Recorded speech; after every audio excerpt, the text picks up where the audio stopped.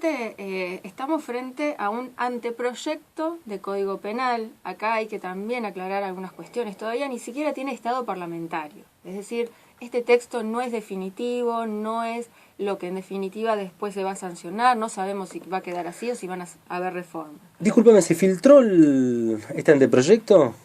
Según las declaraciones que el Zaffaroni, ministro de la Corte Suprema, Eugenio Zaffaroni, que lo vamos a tener mañana, que es realmente un verdadero honor poder contar con su presencia mañana en la ciudad de Esquel,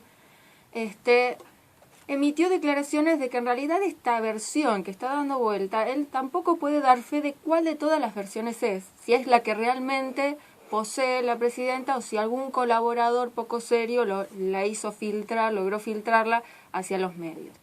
Independientemente de que esta sea o no la versión que fue entregada por la comisión redactora del anteproyecto a la presidenta, si uno lee este anteproyecto, que uno lo puede encontrar en internet, va a empezar a encontrar las diferencias entre lo que un sector de la clase política está diciendo con porcentajes y con mensajes aterradores. Prácticamente estamos en una situación de caos, con lo que realmente dice lo que dice en el texto el anteproyecto de Código Penal.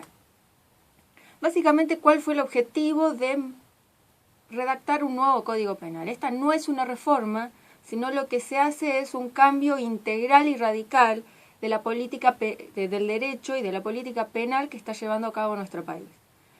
¿Por qué resulta necesario? Es muy parecido a lo que han sido también los motivos de la redacción del anteproyecto de unificación del Código Civil y Código Comercial.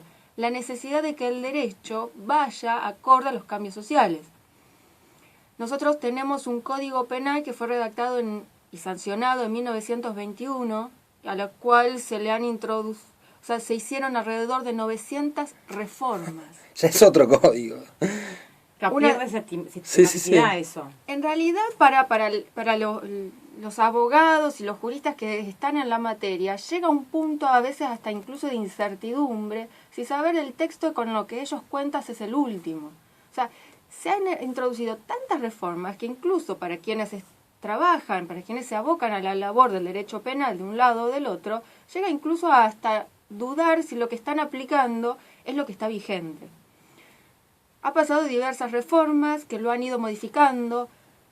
Cuando uno redacta un código, generalmente el espíritu del legislador es mantener cierto equilibrio, y en cambio, cuando empiezan a suceder todas estas reformas, parches, cambios, vienen a tornar o a desequilibrar lo que es el espíritu original.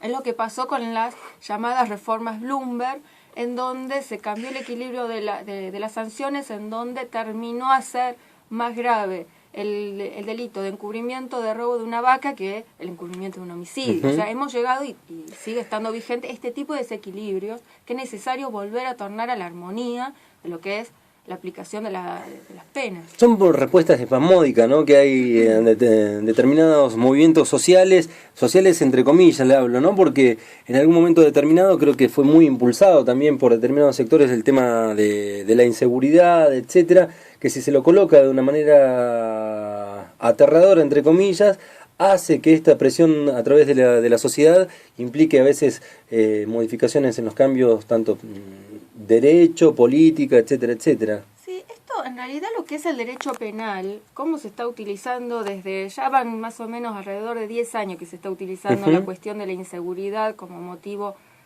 casi de un discurso político de cualquier sector.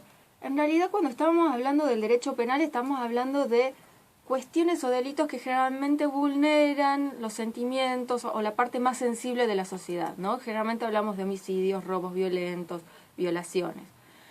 Pero lo que está sucediendo con esto, lo que fue el bloque que creó Sergio Massa y un sector irresponsable del sector opositor, porque ahora en esta discusión ya no es oposición y oficialismo, sino que hay un sector de la oposición que está siendo muy irresponsable, especialmente Sergio Massa a la cabeza, al emitir porcentajes, es decir que el 80% de los delitos van a ser excarcelables, frases de este tipo, llevan a que la gente se equivoque o tenga una idea errónea de lo que es el derecho.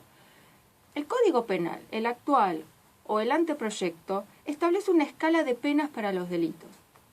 Hablar si un delito es excarcelable o no, recién vamos a entrar a lo que es el Código Procesal, es decir, los jueces cuentan con dos herramientas.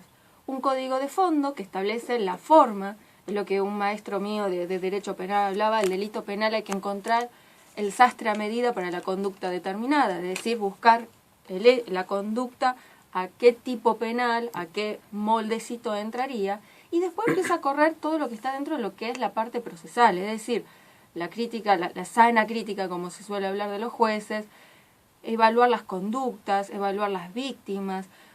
Es mucho más complejo, es decir, pretender que la simple redacción de un código penal, decir de que va a haber delitos escarcelables, es irresponsable o desconocer en definitiva cómo es la aplicación del derecho.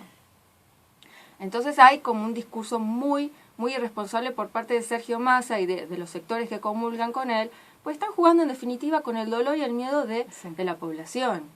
Y están llevando ideas equivocadas cuando en realidad lo que busca este anteproyecto es actualizar, introducir nuevas formas delictuales, todo lo que son los delitos informáticos, todo lo que son las nuevas formas de acoso a través de la informática, incluye también el grooming.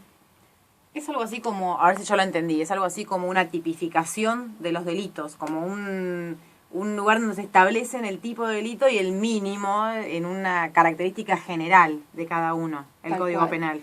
Luego en el Código Procesal se especifica y se determina de acuerdo al caso, al vínculo, a la alevosía, a demás, digamos. ¿Es así? En realidad se podría decir que el Código Penal vendría a ser la parte estática del derecho, claro, y el Código de Procedimiento es la parte dinámica, es lo que en definitiva los fiscales, los jueces y los defensores van a poner en práctica una vez que esté este nuevo anteproyecto aprobado. Pero pensar de que hay delitos escarcelables con solamente leer el anteproyecto es en realidad llevar una idea errónea. Lo mismo